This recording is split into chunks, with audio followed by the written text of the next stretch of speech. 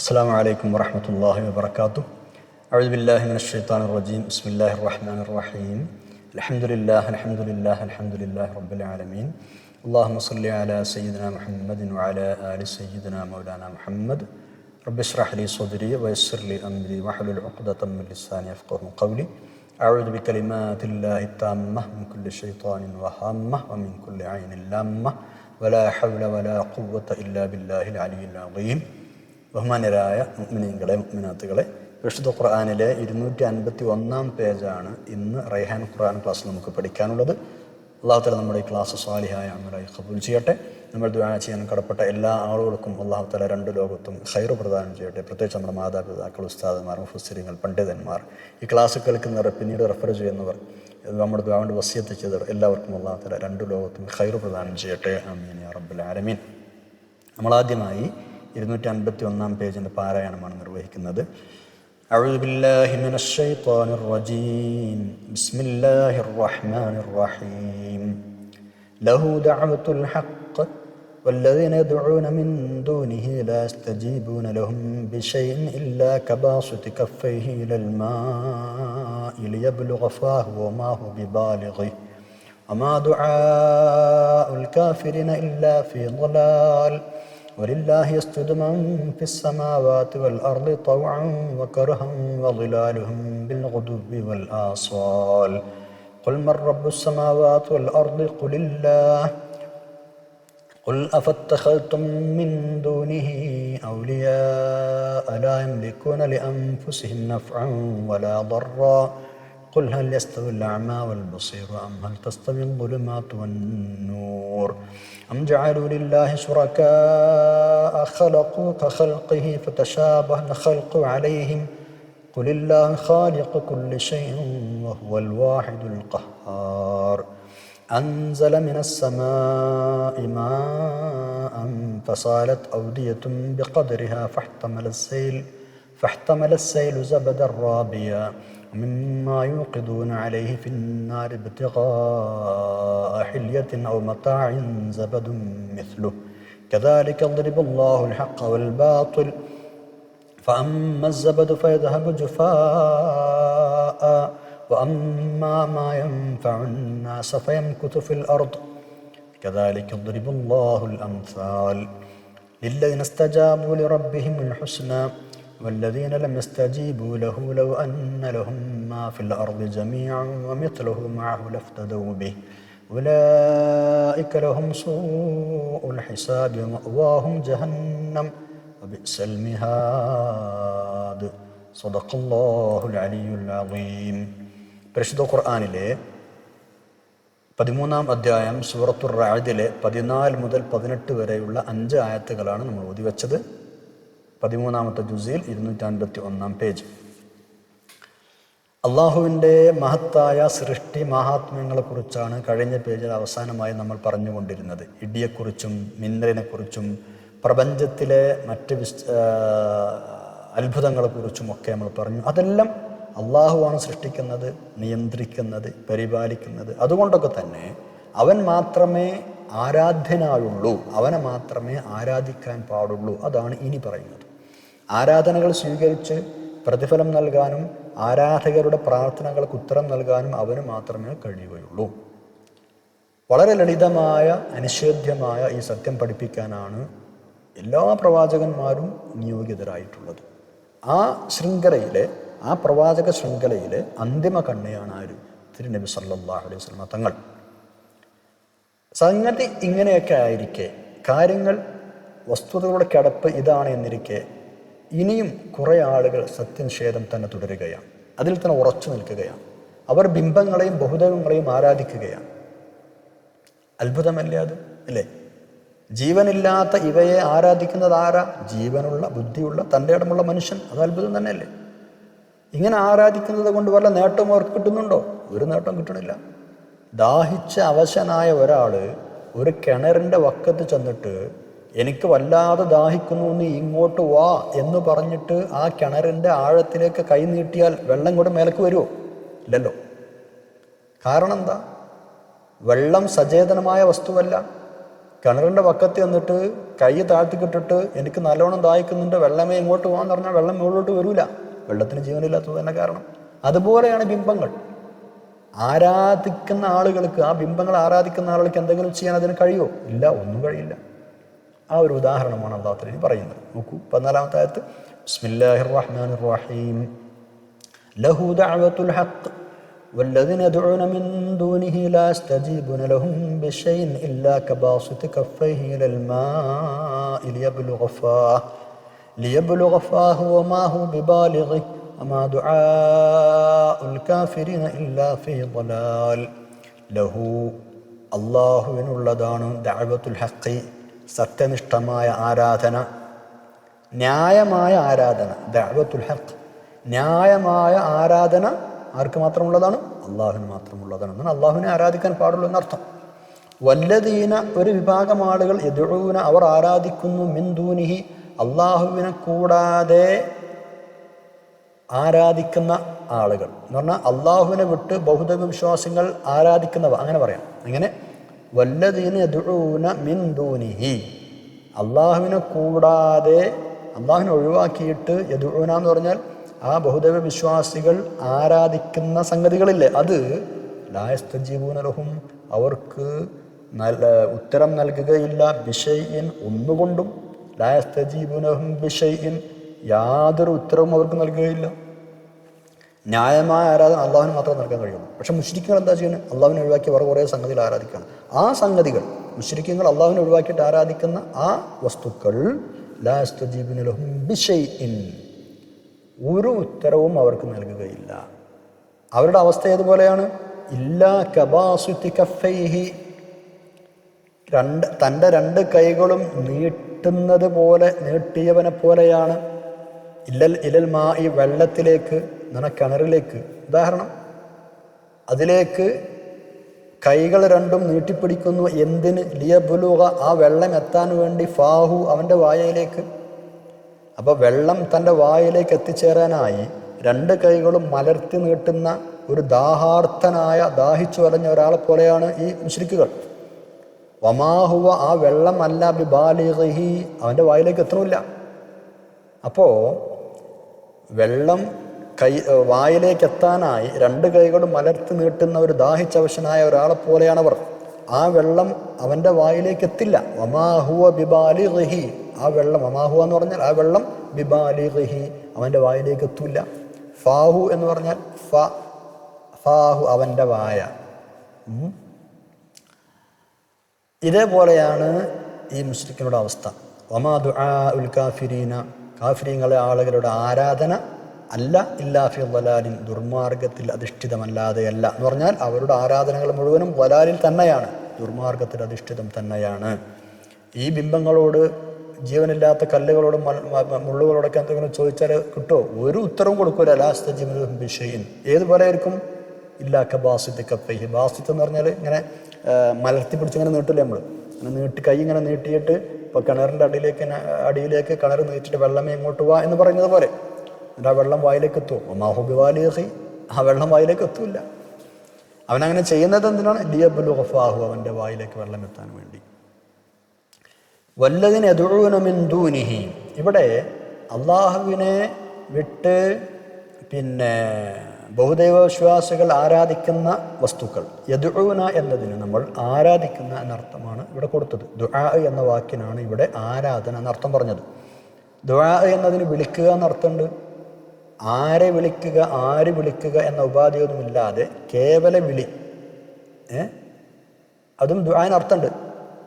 അത് ആരാധനയല്ല. കേവല വിളി എന്തല്ല, പൊതുവെ ആരാധന അല്ല. ഈ ദുആ എന്ന വാക്ക് പ്രാർത്ഥന എന്ന അർത്ഥത്തിനും ഉപയോഗിക്കാറുണ്ട്. പ്രാർത്ഥന എന്ന വാക്കിൻ്റെ അർത്ഥം എന്താ? അപേക്ഷ എന്നാണ്. മലയാളത്തിൻ്റെ ഡിക്ഷണറികൾ എടുത്ത് പരിശോധിച്ചാൽ അത് കാണും.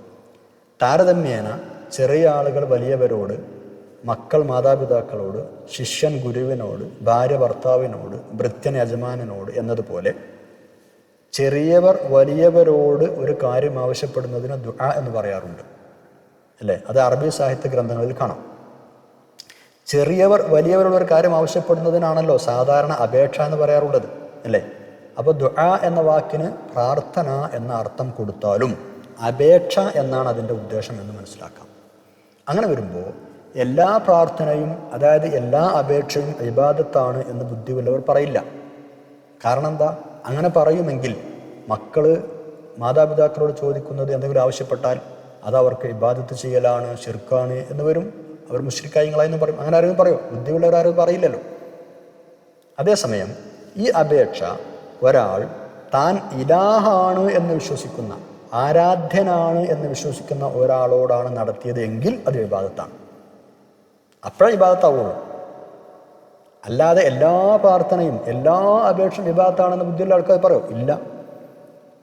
ഏതേ ഇബാദത്താന്ന് പറയുള്ളൂ?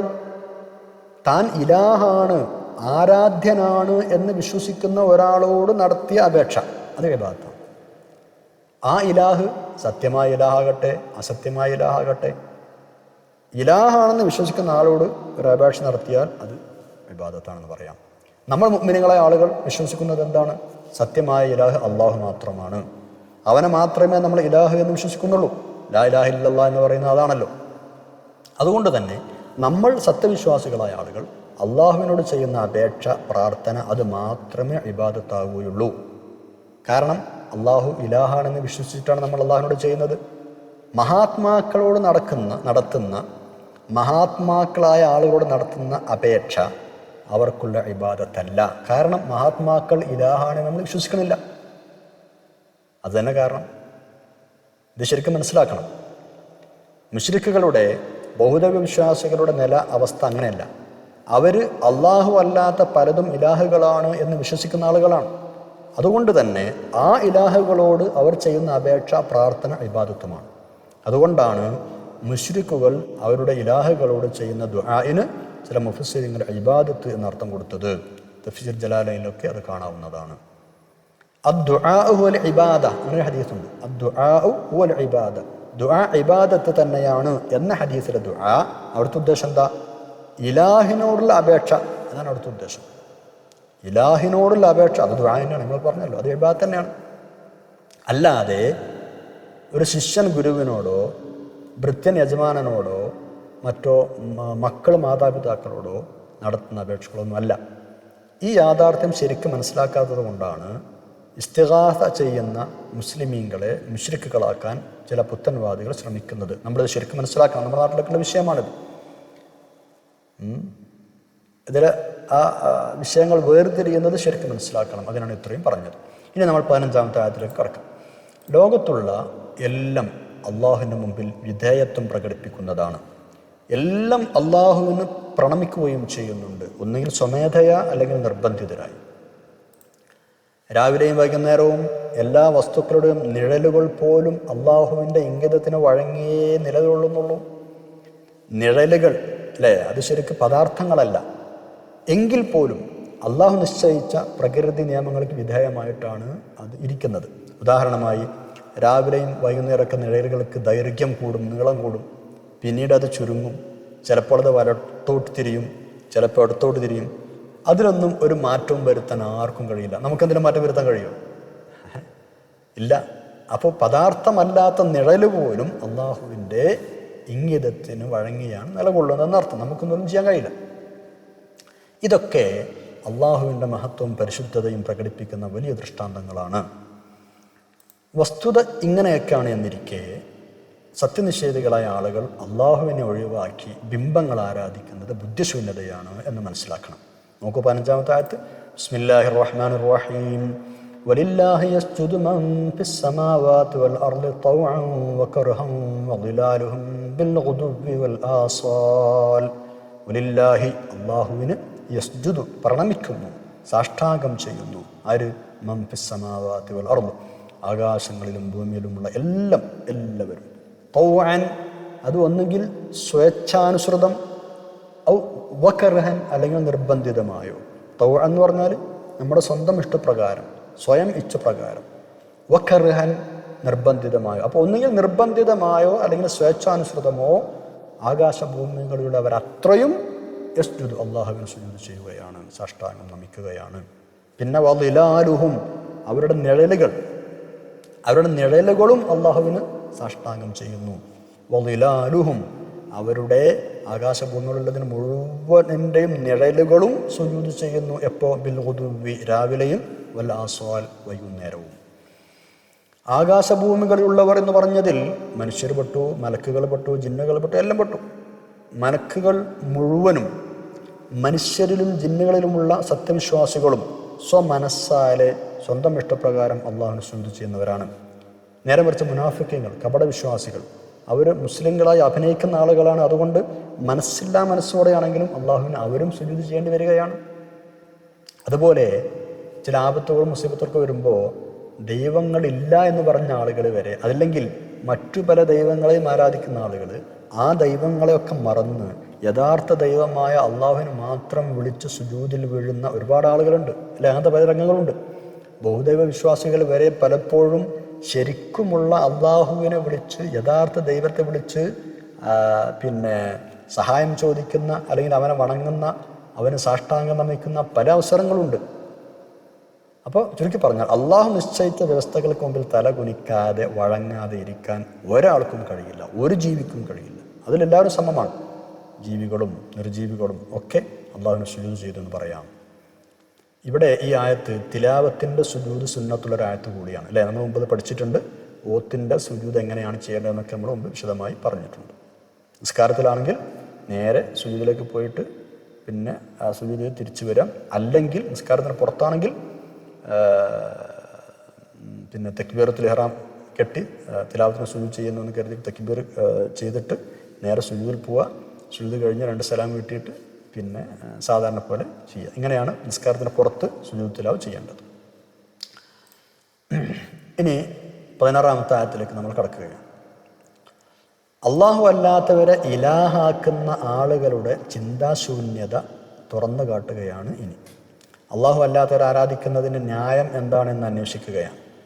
അവരുടെ മൗഢ്യവും യുക്തിരാഹിത്യവും അനാവരണം ചെയ്യുന്ന പരിഹാസാത്മകമായ രൂപത്തിലാണ് അള്ളാഹു തആല അതിവിടെ അവതരിപ്പിക്കുന്നത്. അതായത് ആകാശഭൂമികളുടെ രക്ഷിതാവ് അള്ളാഹുവാണ് എന്ന് മുശ്രിക്കുകൾ വായ കൊണ്ട് സമ്മതിക്കുന്നുണ്ട്. അതുകൊണ്ടാണ് ഇനിയുള്ള ആയത്തിൽ അവരോട് ചോദിച്ചിട്ട് അവർ മറുപടി പറയാൻ മടിച്ചാലും താങ്കൾ പറഞ്ഞേക്കുക എന്ന് പറയുന്നത്. കാരണം വേറൊരു മറുപടി അവർക്ക് പറയാനില്ല, വേറെ ഒരു മറുപടി അവർക്ക് പറയാനില്ല. അതുകൊണ്ട് താങ്കൾ തന്നെ മറുപടി പറഞ്ഞേക്കൂ എന്ന് പറയുന്നുണ്ട്.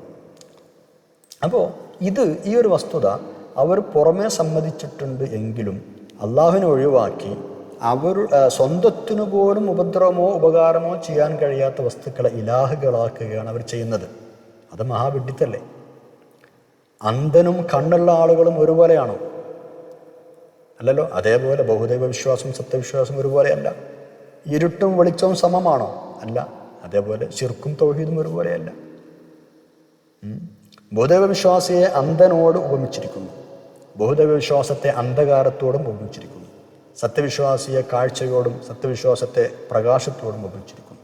പിന്നെ അള്ളാഹു തആലയോട് ചോദിക്കുകയാണ്, നിങ്ങൾ അള്ളാഹുവിനോട് പങ്കാളികളാക്കിയ വസ്തുക്കൾ അവൻ സൃഷ്ടിച്ചതുപോലെ വല്ലതും സൃഷ്ടിച്ചിട്ട് അങ്ങനെ ആ 2 തരം സൃഷ്ടികളും നിങ്ങൾക്ക് ഒരുപോലെ തോന്നി രണ്ടും തിരിച്ചറിയാൻ കഴിയാതെ കൺഫ്യൂഷൻ ആയതാണോ? ഇതുപോലെ 2 വ്യത്യസ്ത കമ്പനികൾ ഉണ്ടാക്കുന്ന ഒരേ തരം ഉൽപ്പന്നം, 2 വ്യത്യസ്ത കമ്പനികൾ ഉണ്ടാക്കുന്ന ഒരു ഉൽപ്പന്നം, ഒരേ തരം ഉൽപ്പന്നം, ചിലപ്പോൾ ഒറിജിനൽ ഏത് ഡ്യൂപ്ലിക്കേറ്റ് ഏതെന്ന് തിരിച്ചറിയാതെ നമ്മൾ വിഷമിക്കാറില്ലേ? അതുപോലെ നിങ്ങൾക്ക് സംഭവിച്ചതാണോ എന്നാണ് അള്ളാഹു തആല ചോദിക്കുന്നത്. അതൊരു തരം പരിഹാസാത്മകമായ ചോദ്യമാണ്. അങ്ങനെയെങ്കിൽ അങ്ങനെ നിങ്ങൾക്ക് അള്ളാഹു ഉണ്ടാക്കുന്നത് പോലെ, അള്ളാഹു സൃഷ്ടിക്കുന്നത് പോലെ നിങ്ങൾ ആരാധിക്കുന്നവയും ചില സംഗതികളൊക്കെ സൃഷ്ടിച്ചിട്ട് ആ 2 സൃഷ്ടികളും തമ്മിൽ നിങ്ങൾക്ക് കൺഫ്യൂഷനായി വിവേചിച്ചറിയാൻ കഴിയാതെ തോന്നിയിട്ടാണോ നിങ്ങൾ അതിനൊക്കെ ആരാധിക്കുന്നത്? അങ്ങനെയെങ്കിൽ സൃഷ്ടിപ്പിൽ സമന്മാരായതുകൊണ്ട് ഇബാദത്തിലും പങ്കാളികളായതാണ് എന്നെങ്കിലും പറയാമായിരുന്നു. അങ്ങനെ ഒരു വിഷയമുണ്ടെങ്കിൽ അള്ളാഹുവും സൃഷ്ടിക്കുന്നുണ്ട്, നിങ്ങൾ ആരാധിക്കുന്നത് സൃഷ്ടിക്കുന്നുണ്ട്. അപ്പോൾ സൃഷ്ടിപ്പിൽ സമന്മാരായതുകൊണ്ട് ഇബാദത്തിലും പങ്കാളികളാണ് എന്നെങ്കിലും പറയാമായിരുന്നു. പക്ഷെ അങ്ങനെയല്ലല്ലോ. നിങ്ങൾ ഇലാഹാക്കി വെച്ചവർക്ക് ഒന്നും സൃഷ്ടിക്കാൻ കഴിയില്ല. അത് ജീവനില്ലാത്ത സംഗതികളാണ്, അതിനൊന്നും പടക്കാൻ കഴിയില്ല. എല്ലാറ്റിനെയും സൃഷ്ടിക്കുന്നത് അള്ളാഹു മാത്രമാണ്. ഇത് നിങ്ങളും വായ കൊണ്ട് സമ്മതിക്കുന്ന സംഗതിയാണ്. അപ്പം ഇങ്ങനെ നോക്കുമ്പോൾ ഒന്നും സൃഷ്ടിക്കാൻ കഴിയാത്ത വസ്തുക്കളെ സർവചരാചരങ്ങളെയും സൃഷ്ടിക്കുന്ന അള്ളാഹുവിനോട് പങ്കാളികളാക്കുക, അവനെ സമന്മാരാക്കുക എന്നത് ന്യായമാണോ? ബുദ്ധിയുള്ള ആളുകൾ അത് ചെയ്യുമോ എന്നാണ് അള്ളാഹു തആല ചോദിക്കുന്നത്. ബിസ്മില്ലാഹിർ റഹ്മാനിർ റഹീം. ഖുൽ മൻ റബ്ബുസ് സമാവാതി വൽ അർദി ഖുലില്ലാഹ് ഖുൽ അഫത്തഖൽതും മിൻ ദൂനിഹി ഔലിയാഅ ലാ യംലികൂന ലിഅൻഫുസിഹിം നഫ്അൻ വലാ ദർറാ ഖുൽ ഹൽ യസ്തവിൽ അഅമാ വൽ ബസീർ ഖുൽ ഹൽ യസ്തവിൽ അഅമാ വൽ ബസീർ അം ഹൽ തസ്തവിൽ ദുലുമാതു വൻ നൂർ അം ജഅലൂ ലില്ലാഹി ശുറകാഅ ഖലഖൂ കഖൽഖിഹി ഫതശാബഹൽ ഖൽഖു അലൈഹിം ഖുലില്ലാഹു ഖാലിഖു കുല്ലി ഷൈഇൻ വഹുവൽ വാഹിദുൽ ഖഹ്ഹാർ. ഖുൽ, നബി അങ്ങ് ചോദിച്ചു നോക്കൂ, മർ റബ്ബുസ് സമാവാതി വൽ അർദ്, ആകാശഭൂമിയുടെ രക്ഷിതാവ് ആരാണ്? ഖുൽ, നബി അങ്ങ് മറുപടിയും പറഞ്ഞേക്കൂ, അള്ളാഹു ആണെന്ന് പറഞ്ഞേക്കൂ. കാരണം അവർ പറയില്ല, അവർക്ക് വേറെ മറുപടി ഒന്നും പറയാനില്ല. അതുകൊണ്ട് അങ്ങനെ മറുപടിയും പറഞ്ഞേക്കൂ. അള്ളാഹ് എന്നല്ലാതല്ല വേറൊരു മറുപടിയും അവർക്ക് പറയാനില്ല.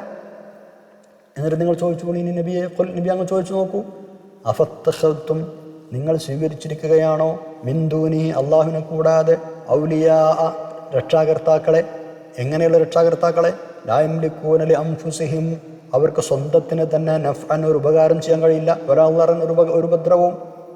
ലാ യംലികൂന ലിഅൻഫുസിഹിം നഫ്അൻ വലാ ദർറ, സ്വന്തത്തിനു തന്നെ ഉപകാരമോ ഉപദ്രവമോ ചെയ്യാനാകാത്ത ചില രക്ഷാകർത്താക്കളെയാണോ നിങ്ങൾ അള്ളാഹുവിനെ വിട്ട് സ്വീകരിച്ചിരിക്കുന്നത്, അള്ളാഹുവിനെ ഒഴിവാക്കി സ്വീകരിച്ചിരിക്കുന്നത്? അഫത്തഖൽതും എന്ന് പറഞ്ഞാൽ നിങ്ങൾ സ്വീകരിച്ചിരിക്കുന്നത് എന്നർത്ഥം.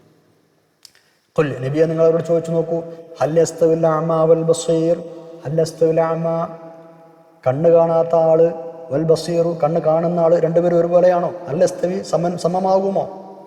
അം, അതല്ല, ഹൽ തസ്തവി, തുല്യമാകുമോ? അദ്ദുലുമാതു, ഇരുട്ടുകൾ, വൻ നൂറ്, പ്രകാശവും. എന്താണ് ഉദ്ദേശം നമ്മൾ നേരത്തെ വിശദീകരിച്ചല്ലോ. ഇനി അല്ലാഹു തആല ചോദിക്കണം, അം, അതല്ല, ജഅലൂ, അവരാക്കുകയാണോ, ലില്ലാഹി, അള്ളാഹുവിന്, ശുറകാ, ചില പങ്കുകാരെ എന്ന് പറഞ്ഞാൽ അവർ അള്ളാഹുവിനെ വിട്ട് പങ്കുചേർത്ത ദൈവങ്ങൾ. ഖലഖൂ, അവർ സൃഷ്ടിപ്പ് നടത്തിയിട്ടുണ്ട്, കഖൽഖിഹി, അള്ളാഹു പടക്കുന്നത് പോലെ തന്നെ. എന്നിട്ട് ഫതശാബഹൽ ഖൽഖു അലൈഹിം, അങ്ങനെ അവർക്ക് ആ സൃഷ്ടികൾ പരസ്പരം സദൃശമായതാണോ? അതായത് അള്ളാഹു സൃഷ്ടിച്ചതുപോലെ അവരാരാധിക്കുന്ന ദൈവങ്ങൾ സൃഷ്ടിക്കുകയും എന്നിട്ട് ആ സൃഷ്ടികൾ അവർക്ക് സദൃശങ്ങളായി തോന്നുകയുമാണോ ഉണ്ടായത്? അങ്ങനെ കൺഫ്യൂഷൻ ആയതാണോ? നമ്മൾ നേരത്തെ വിശദീകരിച്ചു അല്ലേ. ഫതശാബഹൽ ഖൽഖു അലൈഹിം, അങ്ങനെ അള്ളാഹു ഉണ്ടാക്കിയതും അവരാരാധിക്കുന്നത് ഉണ്ടാക്കിയതും തമ്മിൽ അവർക്ക് കൺഫ്യൂഷനായി, സദൃശമായി. അങ്ങനെ ഏതിനെ ആരാധിക്കണം എന്നതിൽ അവർ കൺഫ്യൂഷനായിട്ട് ആ ബിംബങ്ങളെയും അവർ ആരാധിക്കാൻ തുടങ്ങി. ഇങ്ങനെയാണ് ഉണ്ടായത്. അങ്ങനെയാണെങ്കിൽ നമുക്ക് പറയാമായിരുന്നു, അങ്ങനെ സൃഷ്ടിപ്പ് നടത്തിയിട്ടെങ്കിലും അങ്ങനെ എന്താണ് പറയുക, അതായത് സൃഷ്ടിപ്പിൽ സമന്മാരായതുകൊണ്ട് ഇബാദത്തിലും പങ്കാളികളാക്കിയതാണ് എന്നെങ്കിലും നിങ്ങൾക്ക് പറയാമായിരുന്നു. പക്ഷെ അങ്ങനെയല്ലല്ലോ നടന്നത്. നമ്മൾ നേരത്തെ വിശദീകരിച്ചതാണ്. ഖുൽ, നബി അങ്ങ് പറഞ്ഞോളൂ, അല്ലാഹു ഖാലിഖു കുല്ലി ഷൈഇൻ, എല്ലാവറ്റിൻ്റെയും സൃഷ്ടാവ് അള്ളാഹു മാത്രമാണ്. നിങ്ങൾ ഈ ആരാധിക്കുന്നതിനൊന്നും ഒന്നും സൃഷ്ടിക്കാൻ കഴിയില്ല. വഹുവൽ വാഹിദുൽ ഖഹ്ഹാർ, അള്ളാഹു തആല ഏകനാണ്. അൽ ഖഹ്ഹാർ, അജയ്യാധിപതിയാണ്, അജയ്യനുമാണ്, അജയ്യാധിപനുമാണ്, എല്ലാത്തിനെയും അടക്കി ഭരിക്കുന്നവനാണെന്നർത്ഥം. അപ്പോൾ നിങ്ങൾ പറയുന്നത് പോലെ അല്ലെങ്കിൽ ഞങ്ങളുടെ സൃഷ്ടിപ്പ് എന്നുള്ള ന്യായം വരാനൊന്നും നിൽക്കേണ്ട. കാരണം അതിനൊന്നും സൃഷ്ടിക്കാൻ കഴിയില്ല. എല്ലാം ഖാലിഖ് ആരാണ്? അള്ളാഹു മാത്രമാണ്. 17-ാമത്തെ ആയത്തിലേക്ക് കടക്കാം. സത്യത്തിനും അസത്യത്തിനും, അതായത് ഈമാനിനും കുഫ്റിനുമുള്ള 2 ഉദാഹരണങ്ങളാണ് ഇനി പറയുന്നത്. ഒന്ന് വെള്ളവുമായി ബന്ധപ്പെട്ടതും മറ്റേത് തീയുമായി ബന്ധപ്പെട്ടതും. രണ്ടിലും സാദൃശ്യ ബിന്ദു ഒന്ന് തന്നെയാണ്. ഇതുപോലെ മുനാഫിക്കുകളെ കുറിച്ചും തീയും വെള്ളവുമായി ബന്ധപ്പെടുത്തി ചില ഉദാഹരണങ്ങൾ അൽ-ബഖറ 17 നമ്മൾ പഠിച്ചിട്ടുണ്ട്. ഇവിടെ പറയുന്ന 1-ാമത്തെ ഉദാഹരണം, പേമാരി ഉണ്ടാവുമ്പോൾ, കനത്ത മഴയുണ്ടാവുമ്പോൾ മലഞ്ചെരിവുകളുടെയും പുഴകളിലൂടെയും തോടുകളിലുമൊക്കെ വെള്ളം കുത്തി ഒലിച്ചു വരും. അത് ആദ്യത്തെ മഴയാവുമ്പോൾ, പ്രത്യേകിച്ച് പുതുവെള്ളമാവുമ്പോൾ ചപ്പ് ചവറുകളും നുരയും പതയും ഒക്കെ ധാരാളം ഉണ്ടാവും. പക്ഷേ ആ നുരയും പതയും ഒക്കെ താമസിയാതെ ഇല്ലാതെയാവും, അപ്രത്യക്ഷമാവും. ജനങ്ങൾക്ക് അതുകൊണ്ട് ഇതിൽ ഉപകാരം ഉണ്ടാവും? ഒരു ഉപകാരം ഉണ്ടാവില്ല. 2-ാമത്തെ ഉദാഹരണം, ആഭരണം ഉണ്ടാക്കാൻ വേണ്ടി സ്വർണവും വെള്ളിയുമൊക്കെ ഉരുക്കുന്ന സമയത്ത്, അല്ലെങ്കിൽ പാത്രങ്ങളോ മറ്റോ ഒക്കെ ഉണ്ടാക്കാൻ വേണ്ടി ചെമ്പ് ഈയമൊക്കെ ഉരുക്കുന്ന സമയത്ത് ഇതേപോലെ നുരയും പതയും പൊങ്ങി വരാറുണ്ട്. അവിടെയും ആ നുരയും പതയും കുറച്ച് കഴിഞ്ഞാണ് പോകും. പരിശുദ്ധമായ കറയില്ലാത്ത ലോഹം മാത്രമേ ഉപയോഗത്തിനായി കിട്ടുള്ളൂ, അല്ലേ? നുരയും പതയും മാലിന്യൊക്കെ പോകും, ഒക്കെ ഒഴിവാക്കും.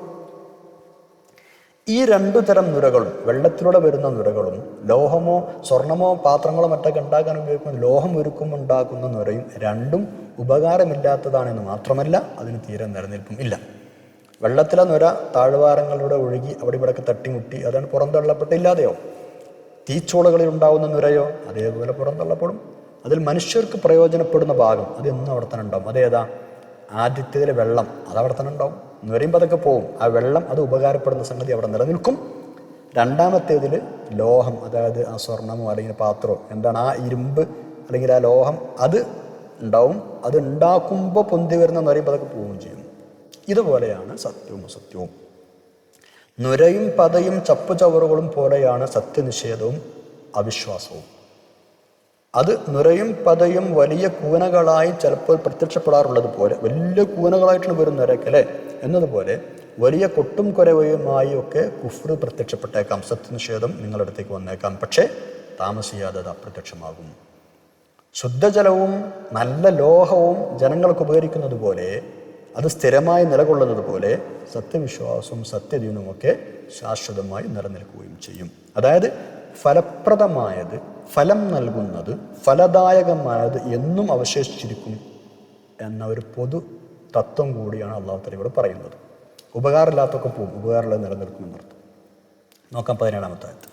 ബിസ്മില്ലാഹിർ റഹ്മാനിർ റഹീം.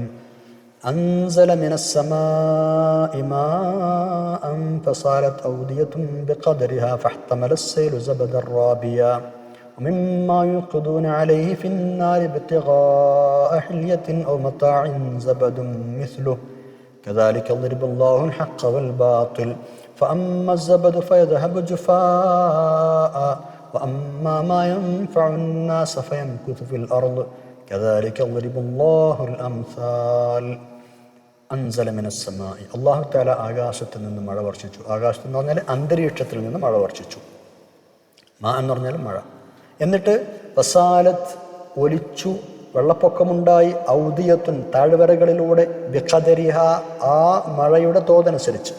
വസാലത്ത് ഔദിയത്തുൻ താഴ്വരകളിലൂടെ വെള്ളപ്പൊക്കമുണ്ടായി. ബിഖദരിഹ ആ മഴയുടെ തോതനുസരിച്ച്. അപ്പോഴോ ഫഹ്തമലസ്സൈലു ആ വെള്ളപ്പൊക്കം ഒഴുകി, സബദൻ നുരവഹിച്ച്, റാബിയൻ ഉപരിതലത്തിൽ ഉയർന്നു നിൽക്കുന്ന, അങ്ങനെ പൊന്തി നിൽക്കുന്ന. റാബിയൻ എന്ന് പറഞ്ഞാൽ ഉപരിതലത്തിൽ ഉയർന്ന, പൊന്തിയ.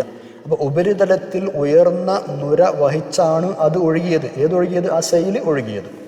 ഫഹ്തമലസ്സൈലു സബദർ റാബിയ. അങ്ങനെ ആ വെള്ളപ്പൊക്കം, ആ സൈല് വലിയ ഉപരിതലത്തിൽ പൊങ്ങി നിൽക്കുന്ന സബദ് എന്ന് പറഞ്ഞ നുര വഹിച്ചാണ് ഒഴുകിയത് എന്നിട്ട് അല്ലാഹു തആല പറയാണ്. അതായത് ഇപ്പോൾ പറഞ്ഞ ആശയം എന്താണ്? അല്ലാഹു തആല മഴ വർഷിച്ചു.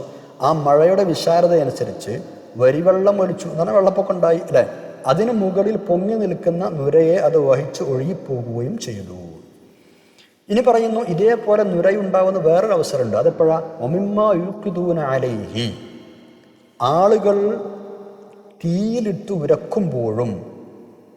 വമിമ്മാ യൂഖിദൂന അലൈഹി ഫിന്നാരി, നാരി ആളുകൾ തീയിലിട്ട് കത്തിക്കുമ്പോഴും അല്ലെങ്കിൽ ഉരക്കുമ്പോഴും.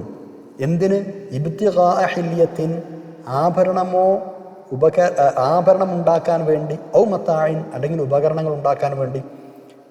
ഇബ്തിഗാഅ ഹില്യത്തിൻ ആഭരണം ഉണ്ടാക്കാൻ വേണ്ടി. ആഭരണം തേടിയിട്ടോ എന്നാണ് ഇതിനർത്ഥം. ഇബ്തിഗാ എന്നാണ് തേടുക എന്ന് പറഞ്ഞാൽ അവിടെ ഉദ്ദേശം ആഭരണം ഉണ്ടാക്കാനോ, ഔ മതാഇൻ അല്ലെങ്കിൽ ഉപകരണം ഉണ്ടാക്കാനോ ആളുകൾ ലോഹം തീയിലിട്ട് ഉരക്കുമ്പോഴും സബദുൻ മിസ്ലുഹു ഇതേപോലെ നുര പൊങ്ങി വരും. ഏതുപോലെ? നേരത്തെ മഴവെള്ളത്തിൽ നുര വരുന്നത് പോലെ ഈ സമയത്തും നുര പൊങ്ങി വരും. ഇങ്ങനെയാണ് ആയത്തിന് അർത്ഥം വെക്കുക. വമിമ്മാ യൂഖിദൂന അലൈഹി ഫിന്നാരി ആളുകൾ ലോഹം തീയിലിട്ട് ഉരക്കുമ്പോൾ, അങ്ങനെ തീയിലിട്ട് അവർ കത്തിക്കുന്നതിൽ നിന്നും എന്നാണ് ശരിക്കും അർത്ഥം. വമിമ്മാ യൂഖിദൂന അലൈഹി ഫിന്നാരി തീയിലിട്ട് അവർ കത്തിക്കുന്നതിൽ നിന്നും നുര പൊന്തി വരും. അവർ കത്തിക്കുന്നത് എന്താ? തീയിലിട്ടിട്ട് എന്താ ഉരക്കുക? ലോഹങ്ങൾ അല്ലേ. ആഭരണം ഉണ്ടാക്കാൻ വേണ്ടി സ്വർണം തീയിലിട്ട് ഉരക്കും. അതേമാതിരി പാത്രങ്ങൾ ഉണ്ടാക്കാൻ നേരത്തെ പറഞ്ഞ പോലെ ചെമ്പ്, ഈയൊക്കെ ഉരക്കും. ഇങ്ങനെ ആളുകൾ ലോഹം തീയിലിട്ട് ഉരക്കുമ്പോഴും എന്തിന് ഇബ്തിഗാ ഹില്യത്തിൻ ആഭരണം ഉണ്ടാക്കാൻ, ഔ മത്തായിൻ അല്ലെങ്കിൽ ഉപകരണങ്ങൾ ഉണ്ടാക്കാൻ, പാത്രം പോലെയുള്ളതൊക്കെ. അതിൽ നിന്നും എന്തുവരും? സബദുൻ നുര പൊന്തി വരും. മിസ്ലുഹു ഇതേപോലെ തന്നെ, അതുപോലെ തന്നെ ഏതുപോലെ നേരത്തെ വെള്ളത്തിൽ നുര കണ്ടതുപോലെ. എന്നിട്ട് അല്ലാഹു തആല പറയാണ് കദാലിക ഇപ്രകാരം യദ്രിബുല്ലാഹു അല്ലാഹു തആല വിശദീകരിച്ചു തരുന്നു അൽ ഹഖ വൽ ബാത്തിൽ അല്ലാഹു തആല ഉദാഹരിച്ചു തരുന്നു. യദ്രിബുല്ലാഹു എന്ന് പറഞ്ഞാൽ അല്ലാഹു തആല ഉദാഹരിച്ചു തരുന്നു അൽ ഹഖ വൽ ബാത്തിൽ സത്യത്തെയും അസത്യത്തെയും. ഇതുപോലെ അല്ലാഹു തആല സത്യത്തെയും അസത്യത്തെയും ഇങ്ങനെ, അതായത് ജലവും പതയും പോലെ, ലോഹവും നുരയും പോലെ അല്ലാഹു തആല ഉദാഹരിക്കുകയാണ്. എന്നിട്ട് എന്താണ് ഈ നുരയും പതൊക്കെ ഉണ്ടായിട്ട് എന്താ സംഭവിക്കാൻ പോകുന്നത് അല്ലാഹു തആല അടുത്ത് പറയുന്നത്? അപ്പോൾ നുര ഫയദ്ഹബു അത് പോകും, ജുഫാഅൻ ഉപയോഗശൂന്യമായി വറ്റിപ്പോകും. ജുഫാഅൻ എന്ന് പറഞ്ഞാൽ ഉപയോഗശൂന്യമായി വറ്റിപ്പോകും. അതങ്ങനെ നുര അങ്ങനെ ഇല്ലാതെ പോകും. നമുക്കെല്ലാവർക്കും അറിയാവുന്ന സംഗതിയാണ്. അപ്പോൾ ഒരു സംഗതി എംഫഉന്നാസ് ആളുകൾക്ക് ഉപകരിക്കുന്നതോ എന്ന് പറഞ്ഞാൽ ആ നുര കഴിച്ചുള്ള വെള്ളമല്ലേ, അതേപോലെ ലോഹം ചൂടാക്കുമ്പോൾ അവിടെ ഉണ്ടാകുന്ന നുര അത് കഴിച്ചിട്ടുള്ള ലോഹല്ലേ, അത് ഫയംകുതു ഫിൽ അർളി അത് ഭൂമിയിൽ ബാക്കിയാവുകയും ചെയ്യും. ഭൂമിയിൽ താമസിക്കുമെന്നാണ് എംകുസ് എന്ന് പറഞ്ഞ ശരിക്കും എന്ന് പറഞ്ഞാൽ ഭൂമിയിൽ അത് അവശേഷിക്കുകയും ചെയ്യും. കദാലിക യദ്രിബുല്ലാഹുൽ അംസാൽ അല്ലാഹു തആല ഇങ്ങനെ ഉപമകൾ വിവരിക്കുകയാണ്. മനസ്സിലായല്ലോ? ഉപകാരമുള്ളത് നിലനിൽക്കും, അല്ലാത്ത പോകുന്നർത്ഥം. രണ്ടിലെയും നുരകൾ പോയതുപോലെ. ഈ ഉപമയിൽ നിന്ന് വേറൊരു കാര്യം കൂടി മനസ്സിലാക്കണം. അതായത് കീടവും നുരയും പുറന്തള്ളപ്പെട്ടു പോയ ശേഷം ബാക്കിയാകുന്ന വെള്ളവും ലോഹവും കൊണ്ടുള്ള പ്രയോജനം അത് പ്രയോജനപ്പെടുത്തുന്ന ആൾക്കനുസരിച്ച് കൂടിയും കുറഞ്ഞും കൊണ്ടിരിക്കും അല്ലേ? അതൊരു സ്വാഭാവികമാണ്. ഉപയോഗിക്കുന്ന ആൾക്കനുസരിച്ചാണ് അതിൻ്റെ പ്രയോജനം കൂടും കുറഞ്ഞു ചെയ്യുക. അതുപോലെ അള്ളാഹുവിങ്കിൽ നിന്ന് ലഭിക്കുന്ന സത്യങ്ങളും മറ്റുമൊക്കെ നന്നായി ശ്രദ്ധിച്ച് ചിന്തിച്ച് അത് എങ്ങനെ ഉപയോഗപ്പെടുത്തുന്നോ, എങ്ങനെ അത് കൈകാര്യം ചെയ്യുന്നു, അതിനനുസരിച്ചായിരിക്കും അത് ഉപകാരപ്പെടുകയും പ്രയോജനപ്പെടുകയും ചെയ്യുക. 18ാമത്തെ ആയത്തിലേക്ക് കടക്കാം. സന്മാർഗം സ്വീകരിക്കാനുള്ള അള്ളാഹുവിൻ്റെ ക്ഷണം സ്വീകരിച്ച ആളുകൾക്ക്, അതായത് സത്യവിശ്വാസം സ്വീകരിച്ച ആളുകൾക്ക് ഏറ്റവും മികച്ച പ്രതിഫലമാണ് ലഭിക്കുക. അതായത് ശാശ്വതമായ സ്വർഗം കിട്ടും. അവർക്ക് നാമമാത്രമായ വിചാരണ മാത്രമേ ഉണ്ടാവുകയുള്ളൂ. നേരെ മറിച്ച് അള്ളാഹുവിനെ അംഗീകരിക്കാതെ അവൻ്റെ ദൂതന്മാരെയും ഗ്രന്ഥങ്ങളെയും മാർഗദർശനത്തെയും ഒക്കെ നിരാകരിച്ച ആളുകൾ അവർ വലിയ പരാജയം സംഭവിച്ച ആളുകളാണ്. അള്ളാഹുവിൻ്റെ ക്ഷണം സ്വീകരിക്കാത്ത അത്തരക്കാർക്ക് വളരെ മോശപ്പെട്ട പ്രതിഫലമാണ് ലഭിക്കുക, അതായത് ശാശ്വതമായ നരകം. അവരുടെ ഈ പരാജയം അളന്ന് തിട്ടപ്പെടുത്താൻ പോലും കഴിയില്ല. നാളെ പരലോകത്ത് ചെല്ലുമ്പോഴാണ് അവർക്ക് ബോധ്യപ്പെടുക എത്രമാത്രം പരാജയത്തിലാണ് അവർ പെട്ടത് എന്ന്. ആ പരാജയത്തിൽ നിന്ന് രക്ഷപ്പെടാൻ ഭൂമിയിലുള്ള സർവ്വ സമ്പാദ്യങ്ങളും അത്ര തന്നെ സമ്പത്ത് വേറെയുണ്ടെങ്കിലും അവർ പ്രായശ്ചിത്തമായി മോചനദ്രവ്യമായി കൊടുക്കാൻ തയ്യാറാകും, എങ്ങനെയെങ്കിലും രക്ഷപ്പെട്ട് കിട്ടാൻ. സൂറത്ത് ആൽ ഇമ്രാൻ 91 ഈ വിഷയം പറഞ്ഞിട്ടുണ്ട്. അവിടെ വളരെ കടുത്ത വിചാരണയാണ് അവർക്ക് നേരിടേണ്ടി വരിക. ചെറുതും വലുതുമായ എല്ലാ ചെയ്തികൾക്കും അവർ ഉത്തരം പറയേണ്ടി വരും. നോക്കൂ 18ാമത്തെ ആയത്ത്. ബിസ്മില്ലാഹിർ റഹ്മാനിർ റഹീം. ലില്ലദീന ഇസ്തജാബു ലിറബ്ബിഹിമുൽ ഹുസ്നാ വല്ലദീന ലം യസ്തജീബു ലഹു ലൗ അന്ന ലഹും മാ ഫിൽ അർളി ജമീഅൻ വമിസ്ലുഹു മഅഹു ലഫ്തദൗ ബിഹി ഉലൈക ലഹും സൂഉൽ ഹിസാബി വമഅവാഹും ജഹന്നമു ബിഅ്സൽ മിഹാദ്. ലില്ലദീന ഇസ്തജാബു ലിറബ്ബിഹിം തങ്ങളുടെ രക്ഷിതാവിൻ്റെ വിളിക്ക് ഉത്തരം നൽകിയവർക്കാണ് അൽ ഹുസ്ന ഉദാത്തമായ പ്രതിഫലമുള്ളത്. എന്നാൽ അവർക്ക് സ്വർഗമുണ്ട് എന്നർത്ഥം അല്ലേ? അള്ളാഹുവിൻ്റെ വിളിക്കുത്തരം നൽകിയവർക്കാണ് അൽ ഹുസ്ന അത്യുദാത്തമായ പ്രതിഫലം ഉള്ളത്. ഹുസ്ന എന്ന് പറഞ്ഞാൽ സ്വർഗം. വല്ലദീന ലം യസ്തജീബു ലഹു അള്ളാഹുവിൻ്റെ വിളിക്കുത്തരം നൽകാത്തവരോ അവര് ലൗ അന്ന ലഹും അവർക്കുണ്ടായിരുന്നുവെങ്കിൽ മാ ഫിൽ അർളി ഭൂമിയിലുള്ളത് മുഴുവനും ജമീഅൻ ഭൂമിയിലുള്ളത് മുഴുവനും വമിസ്ലഹു മഅഹു അത്ര തന്നെ വേറെയും അവർക്കുണ്ടായാലും ലഫ്തദൗ ബിഹി അത് പ്രായശ്ചിത്തമായി അവർ സമർപ്പിക്കുമായിരുന്നു, അത് ഫിദാ ആയി അവർ കൊടുക്കുമായിരുന്നു. എന്തിന്? മോക്ഷം കിട്ടാൻ, രക്ഷപ്പെടാൻ. ലൗ അന്ന ലഹും മാ ഫിൽ അർളി ജമീഅ ഭൂമിയിലുള്ള മുഴുവൻ സമ്പത്തും അവർക്കുണ്ടായിരുന്നുവെങ്കിൽ വമിസ്ലഹു മഅഹു അത്ര തന്നെ വേറെയും ഉണ്ടായിരുന്നുവെങ്കിൽ ഉണ്ടായാൽ അവ എത്രയും അവർ ലഫ്തദൗ ബിഹി പ്രായശ്ചിത്തമായി അവർ കൊടുക്കുമായിരുന്നു. ഉലൈക ആ വിഭാഗം ആളുകൾ ലഹും അവർക്കുണ്ട് സൂഉൽ ഹിസാബ് ഹീനമായ വിചാരണയുണ്ട്, അങ്ങനെ കണിശമായ വിചാരണയുണ്ട്. മഅവാഹും അവരുടെ സങ്കേതം അവരുടെ അഭയസ്ഥാനം ജഹന്നമു നരകമാണ്. വബിഅ്സൽ മിഹാദ്, എത്ര ദുഷിച്ച സങ്കേതമാണത്, എത്ര ദുഷിച്ച താമസ സ്ഥലമാണത്. മിഹാദ് എന്ന് പറഞ്ഞാൽ സങ്കേതം എന്നൊക്കെ പറയും. മഅ്വ എന്ന് പറഞ്ഞാൽ അഭയസ്ഥാനം. അള്ളാഹുവിന് ഉത്തരം നൽകുക എന്ന് പറഞ്ഞാൽ അള്ളാഹുവിൻ്റെ മതം അംഗീകരിക്കുക, അവനനുസരിക്കുക എന്നർത്ഥം. ഹുസ്ന എന്ന് പറഞ്ഞാൽ സ്വർഗം എന്നാണ് ഉദ്ദേശം. ഉലൈക ലഹും സൂഉൽ ഹിസാബ്, കഠിനമായ വിചാരണ അവർക്കുണ്ടാകുക എന്ന് പറഞ്ഞാൽ ഭൂമിയിൽ ചെയ്ത ഓരോ കർമ്മത്തെക്കുറിച്ചും ഒന്നുപോലും വിട്ടുപോകാതെ സ്പഷ്ടവും വളരെ കർശനമായി വിചാരണ ചെയ്യും എന്നർത്ഥം. അള്ളാഹു നമ്മളെ കാത്തുരക്ഷിക്കട്ടെ. ഇത്രയുമാണ് നമുക്ക് പഠിക്കാനുള്ളത്. ദുആ ചെയ്ത് പിരിയാം. അൽഹംദുലില്ലാഹി റബ്ബിൽ ആലമീൻ. അല്ലാഹുമ്മ സ്വല്ലി അലാ സയ്യിദിനാ മുഹമ്മദിൻ വഅലാ ആലി സയ്യിദിനാ മൗലാനാ മുഹമ്മദ്. അല്ലാഹുവേ, ഞങ്ങളെ ഹിസാബ് ചെയ്യാതെ സ്വർഗ്ഗത്തിൽ കടക്കുന്ന ഭാഗ്യന്മാരെ ചേർക്കണം തമ്പുരാനെ. നിങ്ങൾ പഠിച്ചതും പറഞ്ഞതും സ്വീകരിക്കണം അല്ലാഹ്. ദുആ കൊണ്ട് വസിയത്ത് ചെയ്ത് എല്ലാവർക്കും ഖൈർ നൽകണം തമ്പുരാനെ. അല്ലാഹുമ്മ ഗ്ഫിർ ലനാ വർഹംനാ വലിവാലിദിനാ റബ്ബിർഹംഹുമാ കമാ റബ്ബൗനാ സിഗാറ وللمؤمنين والمؤمنات اللهم اغفرنا وإياهم شر ما قضيت. اللهم اجعل جمعنا هذا جمعا مرحوما وتفرقنا من بعده تفرقا معصوما ولا تجعل اللهم فينا ولا منا ولا معنا شقيا ولا مطرودا ولا محروما. ربنا آتنا في الدنيا حسنة وفي الآخرة حسنة وقنا عذاب النار. ربنا تقبل منا إنك أنت السميع العليم وتب علينا إنك أنت التواب الرحيم. آمين برحمتك يا أرحم الراحمين. وصلى الله على خير سيدنا محمد وعلى آله وصحبه أجمعين. سبحان ربك رب العزة عما يصفون وسلام على المرسلين الحمد لله رب العالمين. الله يرضى دعاء ചെയ്യണം. سبحانك اللهم وبحمدك أشهد أن لا إله إلا أنت أستغفرك وأتوب إليك. السلام عليكم ورحمة الله وبركاته.